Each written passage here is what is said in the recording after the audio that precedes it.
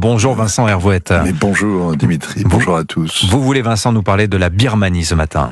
Oui, en attendant que le cabinet israélien tombe enfin d'accord sur la riposte infligée au régime iranien, en attendant samedi que la Chambre des représentants vote enfin l'aide massive qu'attend l'Ukraine en guerre, eh bien on peut parler d'autre chose parce que l'actualité ne se résume pas à ces deux crises. L'Asie a sa propre vie que le vieux monde ignore superbement. Et pour la première fois depuis 3 ans, on a eu hier des nouvelles de quelqu'un qui a été encensé avant d'être voué aux gémonies, puis tout bonnement effacé, suivant le triptyque bien connu « lécher, lyncher, lâcher ». Je parlais d'Aung San Suu Kyi, la dame de Rangoon, héroïne mondiale disparue de l'affiche d'un coup d'un seul. Les militaires au pouvoir l'ont en effet transférée de sa cellule à une résidence surveillée. Alors c'est maigre comme nouvelle, mais ce sont les seuls depuis le coup d'État il y a 3 ans. Elle a vraiment été jetée aux oubliettes. On l'a devinée plutôt qu'aperçue quand elle a été présentée à un tribunal. Les médias d'État ont diffusé des photos qui étaient aussi floues que l'acte d'accusation. Ça n'a pas empêché les magistrats de lui infliger 33 ans de prison pour corruption, détention, un talkie-walkie, non-respect des règles sanitaires imposées par le Covid, etc.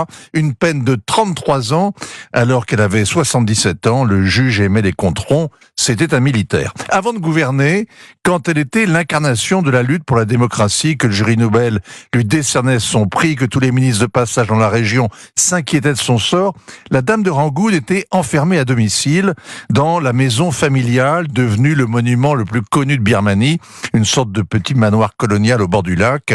Il était décrépit, mais au moins c'était chez elle. Alors que depuis 3 ans, elle est détenue dans le complexe pénitentiaire de Naypyidaw.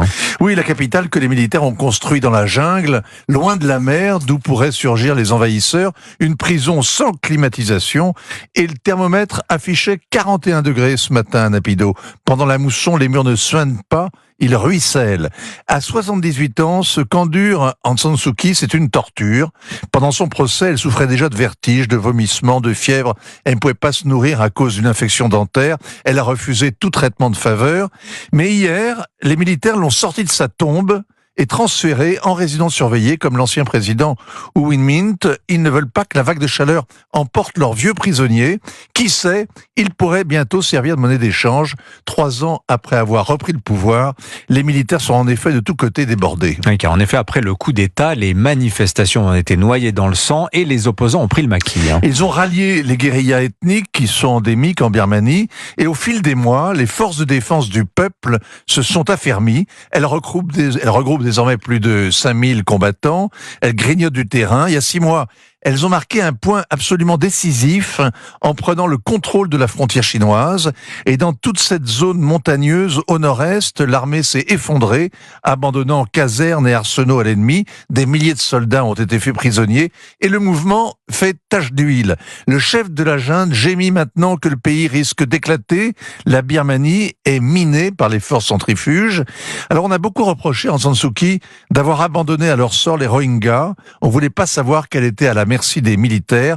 On voudrait croire ce matin que son sacrifice héroïque peut empêcher la Birmanie d'éclater. La nouvelle de Birmanie, elles sont si rares. Merci Vincent Hervouette. Signature Europe, 7h45.